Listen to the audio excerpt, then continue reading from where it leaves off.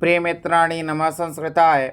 संस्कृत साहित्य के अतिथियों, आज हम इस वीडियो में मेघदूत खंड काव्य के पूर्व भाग से प्रश्नोत्तरी लेकर आया हूँ। यदि वीडियो आपको अच्छी लगे तो लाइक व सब्सक्राइब करना ना भूलें, जिससे आपको प्रतिदिन ट्रिक के साथ वीडियो मिलता रहेगा।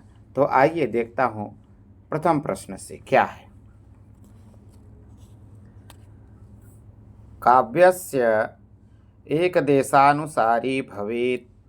तो कहते हैं इसका सही उत्तर क्या होगा? क्या महाकाव्यम होगा अथवा गद्य काव्यम होगा अथवा प्रकरणम होगा अथवा खंड काव्यम होगा? तो देखिए, मेघदूत की चर्चा भी चल रही है, तो इससे भी पता चल जाता है कि मेघदूत खंड काव्य है, गीत काव्य है, संदेश काव्य है। तो हमारा इसका विकल्प द वाला अर्थात दादी, डी फॉर दादी बिल्कुल सही हो जाएगा। इसी क्रम में आगे, मेघ दूतस्य विधा अस्ति। मेघदूत की विधा कौन सी है? क्या मुक्तक काव्य है अथवा खंड काव्य है अथवा महाकाव्य है अथवा स्त्रोत काव्य है? तो मेघदूत संदेश काव्य है, खंड काव्य है और गीति काव्य है। तो हमारा बी वाला विकल्प बिल्कुल सही हो जाता है। इसी क्रम में आगे, मेघदूतम इति गीति काव्यस्य रचयितुः नाम किम?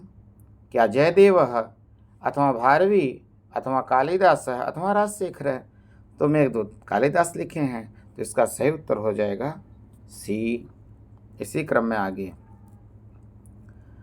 भरत मुने मतानुसारम कस्य मुखम कश्चित इति आदिभि पदई कुर्यात्। मतलब कश्चित पद से कौन सा काव्य का शुरुआत? क्या महाकाव्य, क्या खंड काव्य, क्या प्रकरण, क्या नाटकस्य? तो कश्चित से शुरू हुआ है मेघदूत का। अब मेघदूत क्या है? खंड काव्य है।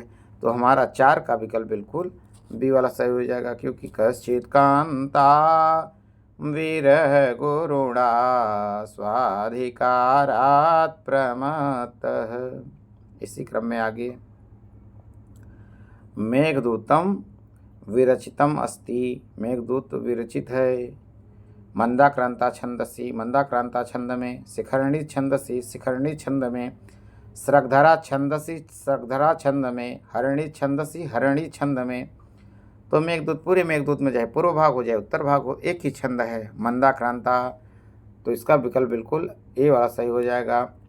मंदाक्रांता जलधि षड्गैर् मभौनतौ तात गुरुचित। तो इसका ए वाला विकल्प बिल्कुल सही। इसी क्रम में आगे, संस्कृत साहित्य आद्यम संदेश काव्यम मन्यते। क्या पवनदूतम, क्या चंद्रदूतम, क्या मेघदूतम अथवा पत्रदूतम?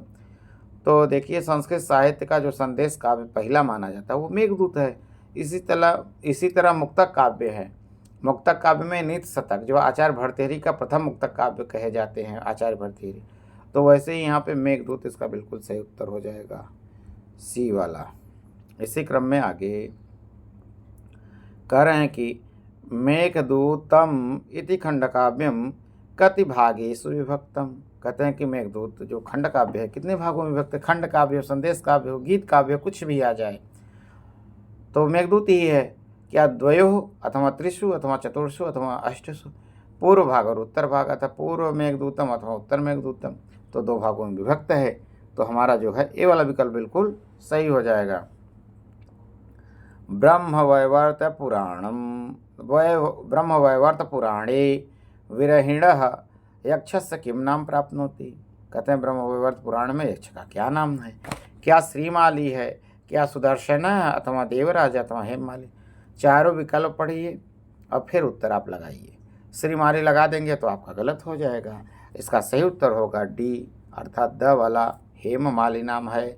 और यक्षिणी का क्या नाम है ब्रह्मवैवर्त पुराण के अनुसार? कमेंट बॉक्स में लिखना ना भूलें यदि जिसको पता हो।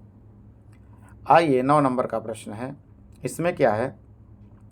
प्राविट प्रवास व्यसने विराजते डैश डैश बीच में है, रिक्त स्थान से कृते समीचीनम पदम अस्ति।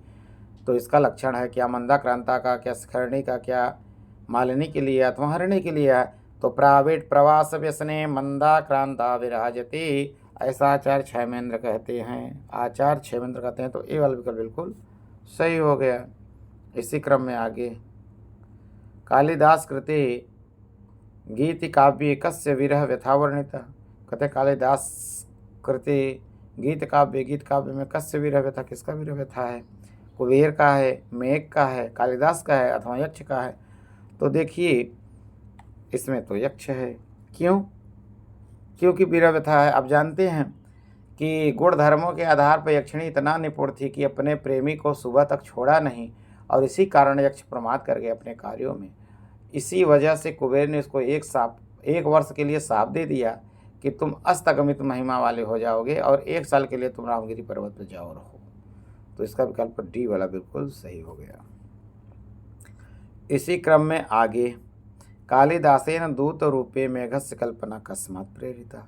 क्या महाभारतात महाभारत से अथवा रामायणात रामायण से अथवा शिव पुराणात शिव पुराण से अथवा भगवत गीता या अथवा भगवत गीता से? तो इसका सही उत्तर हो जाएगा रामायण से। तो हमारा बी वाला विकल्प बिल्कुल सही। इसी क्रम में आगे, मेघदूते यक्ष के दृश्य नायक।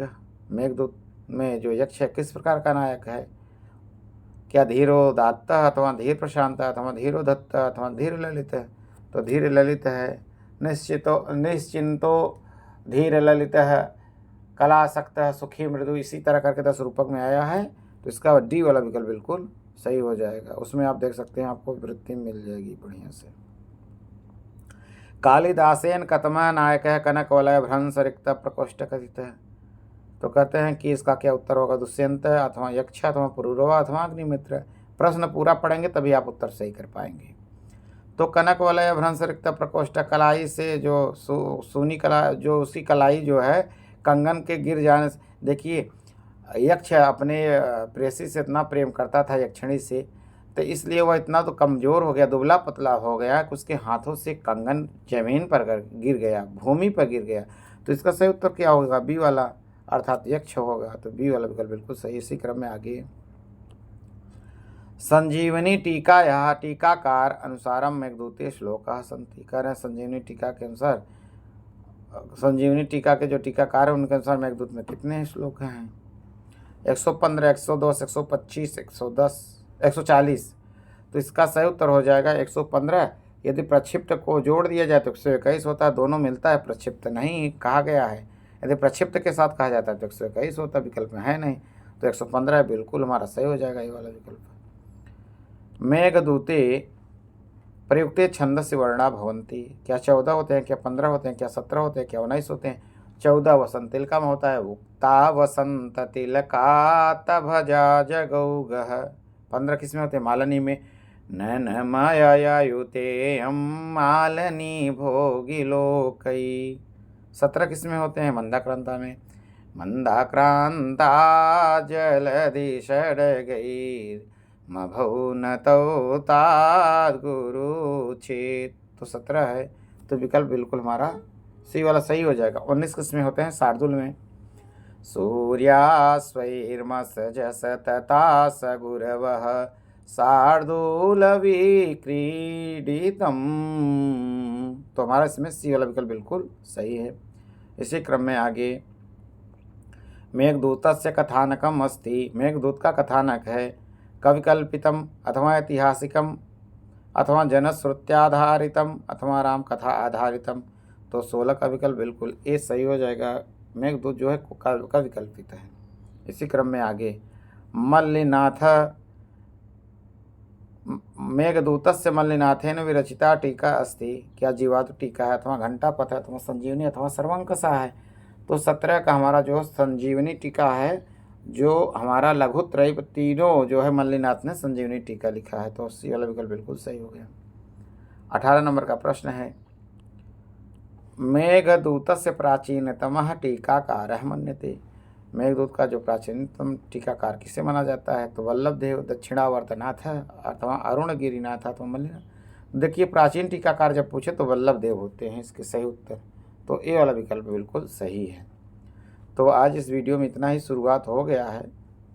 अब क्रमशः मिलेगा आपको 100 प्रश्न हर वीडियो में अथवा 200 प्रश्न, 150, इससे कम नहीं।